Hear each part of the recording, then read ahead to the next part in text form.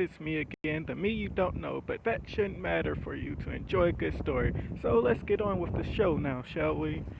Alright, so last time Deku met this crazy woman and she had a submarine in the ground and she had all these crystals come to life and whatever. And we're going to cut to her perspective as Deku was in the shipyard.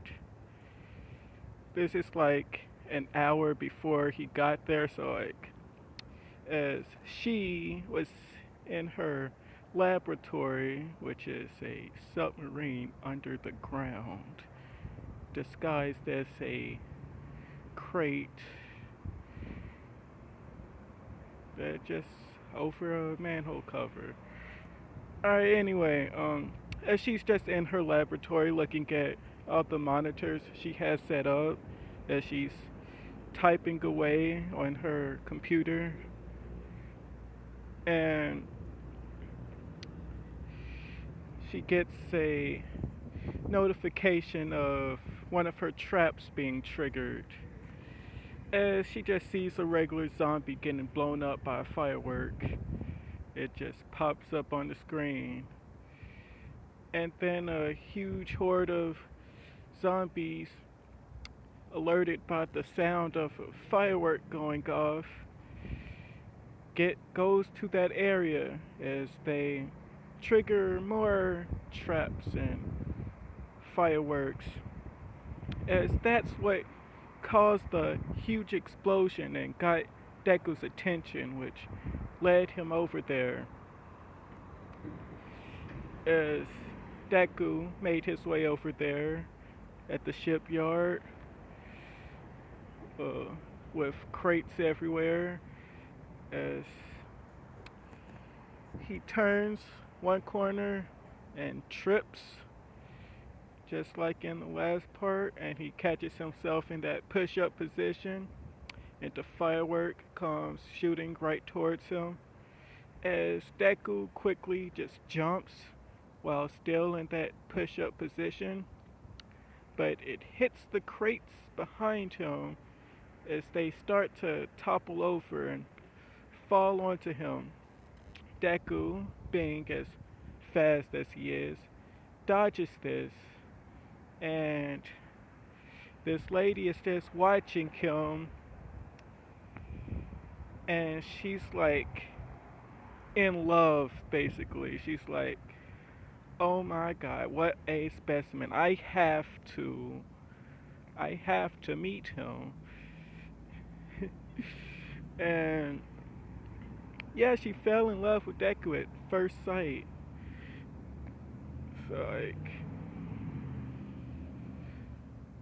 So like, yeah, she tells Ruby, her most trusted jewel, to go and fetch this boy for her. Because, I mean, still a zombie apocalypse going out there. She's not finna risk herself. No, no, no. She's gonna send the indestructible gem that came to life.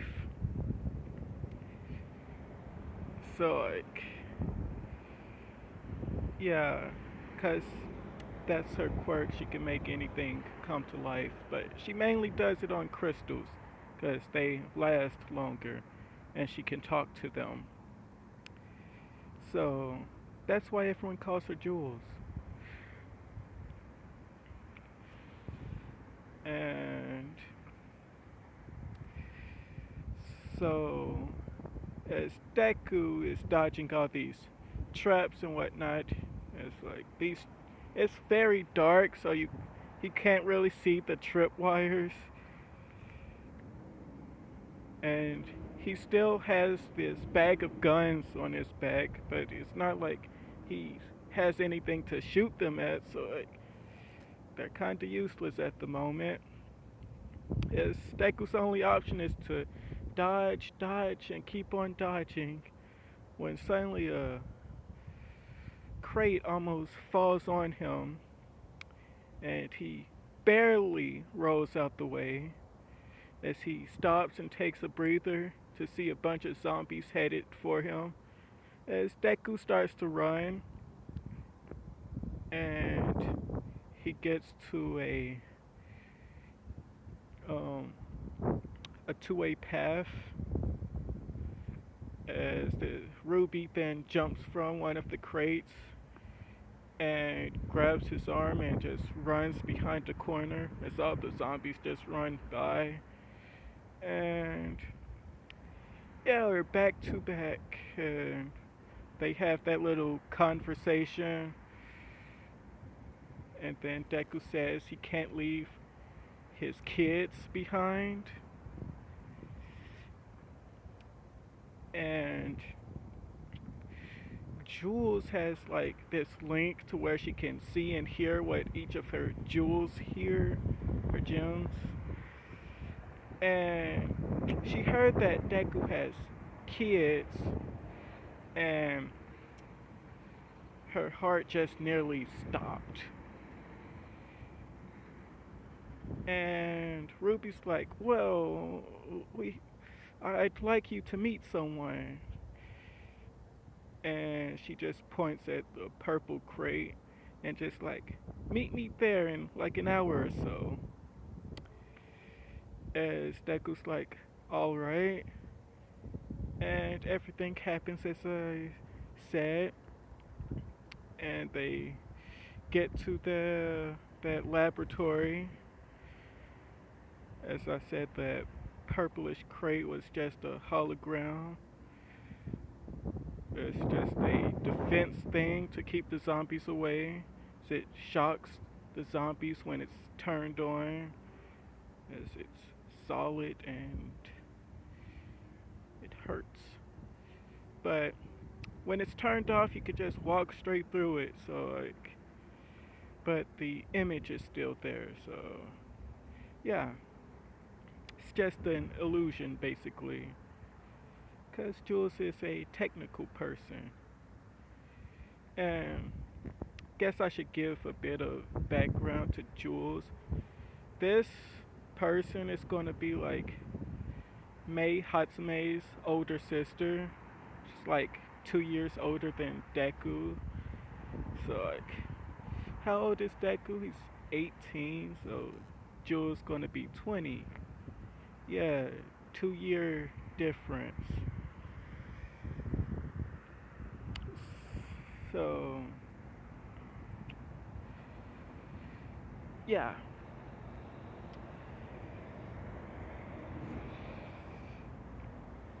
As Jewel says what she says, asking for Deku to escort her to Japan, but he's like, well, I need to get to California. And she doesn't really need an escort. She just rather have someone else to talk to. And he brought kids. And I guess I forgot to mention that she has this little um, thing that shows people what their quirks are. So that shows her what their quirks are. So like, she's just keeps staring at Deku, wondering what his quirk is, cause nothing's popping up. And she looks at Eri and Koda and see that they have some pretty unique quirks, but she can't seem to see what Deku's quirk is, cause remember he's quirkless, so nothing's going to pop up. But she doesn't know that. She just thinks that it doesn't work on him for some reason. And she's going to ask him about that later. But right now, it's time to go to bed, basically. As Joel is talking to Ari about making her some new clothes, because she's still wearing this ripped up shirt, basically. So, Eri gets a wardrobe change, and Jules made it for her. 'Cause, I mean, yeah. So, next day, it's about 3 a.m. now. Deku is up exercising, and Jules, she didn't go to sleep. She was up all night making clothes for Eri, basically, and planning a route to California. And basically, what happens is that she she was like completely in the zone of her work, and Deku just suddenly taps her on the shoulder and she gets like really spooked. And she's like, "Oh God, don't do that again. Can't you see I'm working?" And Deku's like, "Working on what? Have you got any sleep at all?" And she's like, "Jesus, what time is it?" And Deku's like, "It's like almost 5 in the morning." And she's like, "Oh God, I stayed up all night again. Oh well, it's time to get going anyway. We shouldn't stay here for too long." As Deku questions her again about how she even get a submarine underground, and she's just like, "Watch this." As she then climbs up the ladder and she touches the ground and makes it come to life, as you just hear a big yawn come from the earth, and it has like a tongue and everything, and they're just in its mouth, and they can like see the sky clearly now, and then she just tells the earth to just spit them out, as it does. Just spits them out like they're like a piece of gum or something. I don't know. As they go flying, and yeah, it's not the softest glide. It's like really hard push. Like you go from 0 to 90, basically. Like they just went that fast. As Deku, he closes his eyes and wait for impact, but uh, there was no impact. As Jules just start shouting "woo woo" as she pulls on the little string and goes toot toot like it's a truck, and the submarine turns into a plane, basically, like an old school propeller plane. It's not too big, but not super small. Like, and she's just woo-hooing and tooting the horn like it's a truck. And Deku opens his eyes and like, "It's not a truck. Stop tooting that horn." And she's like, "It's whatever I want it to be." And she just starts giggling and just laughs at Deku, basically, as he's kind of, I don't want to say afraid, but that's what he kinda is. Cause like, no one's prepared to just take flight like that, and they're going like super fast, but like you can barely feel it, but you can see it. It's clear as day how fast they're moving. As sooner or later, Koda and Eri would wake up and they would notice that they're flying and they start getting happy. And they're just like woohooing with Jules as Deku's like, wow, even the kids aren't afraid. And they fly for a good few hours, but they have to stop at some point. But they keep going. It's like they reach California eventually. And what do they see but a barren wasteland? Not a building in sight. As it's all just marsh and swamps and mud everywhere. There's hardly any trace of civilization until you get further into California, as you just see a gigantic building, as if someone just picked up all the buildings in California and stacked them onto each other, because that's basically what happened. It's like a game of Tetris, but instead of building blocks, you got buildings. So like, just about all the buildings in California are in this one gigantic pile. And it's basically taller than the Empire State Building. It's taller than the tallest building by miles. So like, yeah. As it's surrounded by barbed barbed wire and electric fences, and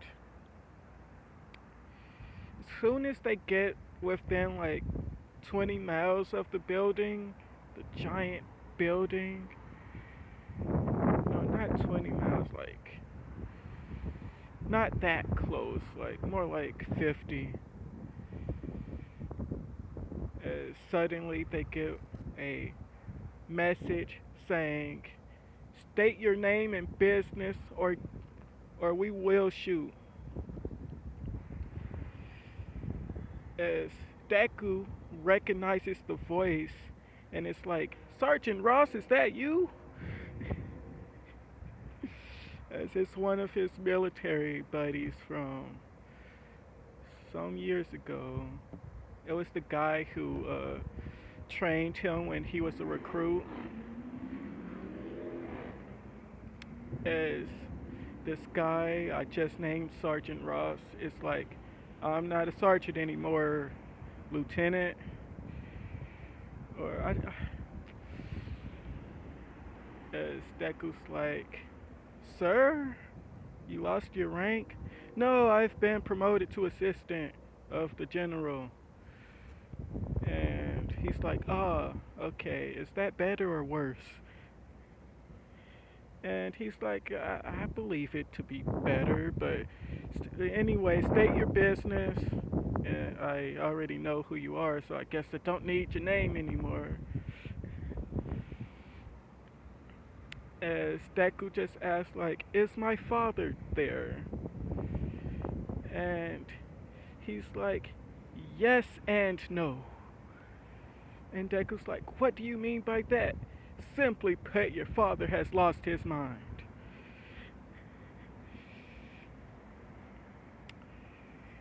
As Deku's like, "Come again now?" "Well, he assumed you were dead, so, like, what do you expect?" As Deku's just like, "Oh, that makes sense. So are we allowed to land or what?" As they're just like, sure, come on down. We have much to discuss, but you can't stay for long. There's barely any food here for the rest of us, so we're going to have to start culling the herd. And Deku's like, wait, what? And Ross is like, oh, I said nothing. You heard nothing. As Ross is like, actually, we have a mission for you. And he's like, and Deku's like, okay, what's this mission? I'll tell you more once you get here. Now hurry it up. As that happened, so like, now, hold on a second.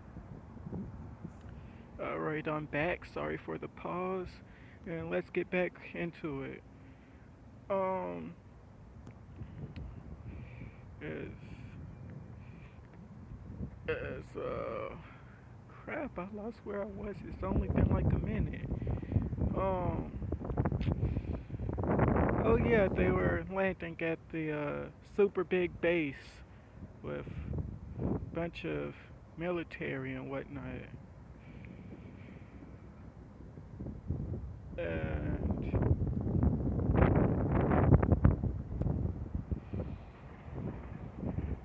yeah, that happened. Okay, so they're at the base. They meet with Ross, and Deku's asking about his father. And Ross is like, hey, before we get to him, I'd like to issue you a request. You don't have to accept, but I think it aligns with your goals. As Deku's like, how do you even know what my goals are? You want to get to Japan now, don't you? I'm pretty sure you're worried about everyone's there. As Deku's like, yeah. And Ross is like, that's perfect, seeing you have the perfect transportation to get you wherever you need to go. And Jules like, hey, it's my stuff. If you want to use it, you'd have to ask me. As Ross is like, not now, Missy, I'm talking to the lieutenant here. As Jules like, wait, you keep calling him a lieutenant. Is he military or something? As Ross is like, you didn't tell them that you were... Yes, he's in the military. He has been for 3 years now. Uh,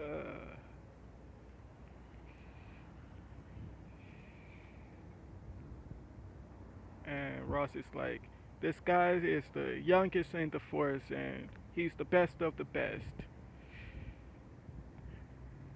And he's like, you're lucky to know him. And she's like, he's lucky to know me. If not for me, he'd be dead. And Deku's like, aren't you the one who planted those traps? And she's like, oh yeah.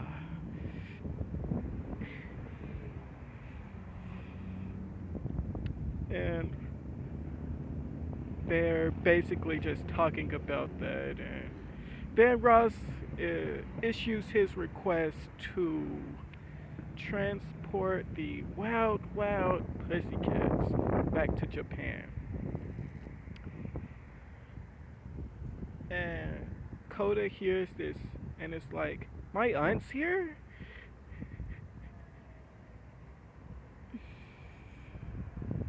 Because Koda forgot all about why he was uh, why he was going to California in the first place. 'Cause after that plane crash, he was basically just following Deku, and like it's kind of sad now that I think about it. Like he just forgot all about his aunt, and yeah, that happened. And Ross is like, your aunt? You mean the Wild Wild Pussycats are related to you? And Coda's like, uh-huh. Where are they? I miss them. I want to see them. As Deku accepts the request, and they meet with the Wild Wild Pussycats first, I suppose, as they all just start crying and hugging Coda, saying, I thought you were dead. We saw your plane crashed and we feared the worst. And Coda's like, yeah, yeah. Uh, Thanks to. As he pauses for a second, and then he just says, Pops here. And Deku's just like, wait, did he just call me Pops? And Coda's like, yeah, thanks to Pops here, I I I survived. As they start crying even more, and then they're thanking Deku, and yeah, now it's time to meet dear old dad.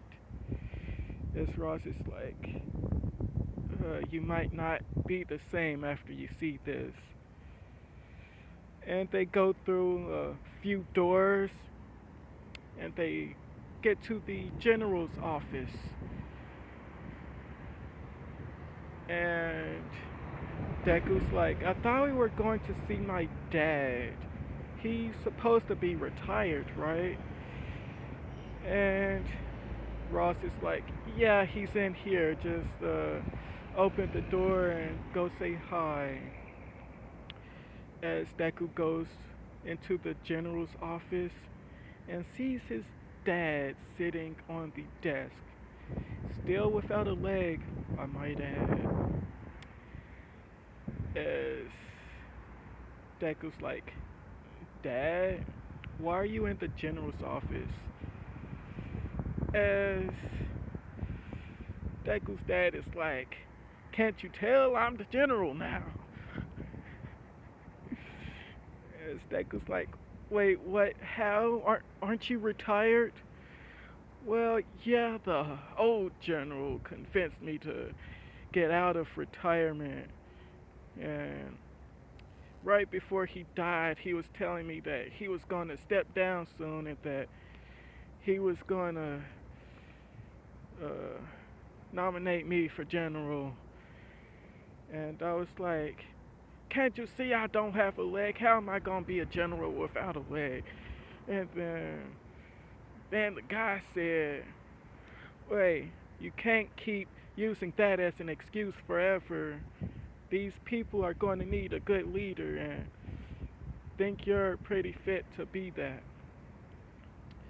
As soon as he said that, zombies rushed in the room, and the general pretty much jumped in front of Deku's dad, as Deku's dad just hightailed it out of there on his one leg, and the general's like,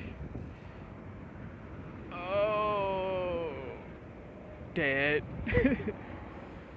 So that's how I became general. And Deku's like, why does it feel like you left so much out of that story? As Izuku's dad, like, details, details, it doesn't matter, I'm general now. Well, anyway, I need you to escort a few people to Japan. As Deku's like, Ross just told me to escort the wild, wild pussycats. Who else do you want me to escort? As Deku's dad, like, really? Ross told you that? Who? Well, I was just gonna tell you the same thing. What? It looks like he got to it first. So, yeah, it's just the pussycats you'll be escorting. And Deku's like, okay then. Well, as Deku's dad is like, yeah, I know you can't stay, son, but here, as he hands him a better phone. It's waterproof this time, so you don't have to worry about that. And Deku's like, great. Wait, how does the military still have cellular service? As Deku's dad like, you didn't see this big building when you came over here? There's like hundreds of cell towers over here. You know, like, Deku's like, uh-huh. Okay. Well, I'll see you later, Dad. And he walks out the room, feeling pretty chipper as he has a new phone and his dad is now a general in the military. As that whole California base is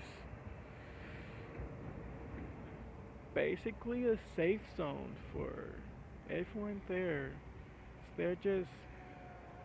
Oh, I guess I forgot to mention the robots roaming outside the walls, slaughtering zombies. That's why they didn't see many zombies there. Because they have robots to just slaughter them all. And the wild, wild pussycats joined the party. They all hop onto this really weird invention that seems to be able to transform into anything that Jules wants it to. And they start heading for Japan. Woo! So I might end it off there. So I guess let me know what you guys think. Tell me if you liked it. Give me some feedback. Tell me you enjoyed it. Like the video, subscribe, do whatever. I'll see you guys later. Bye.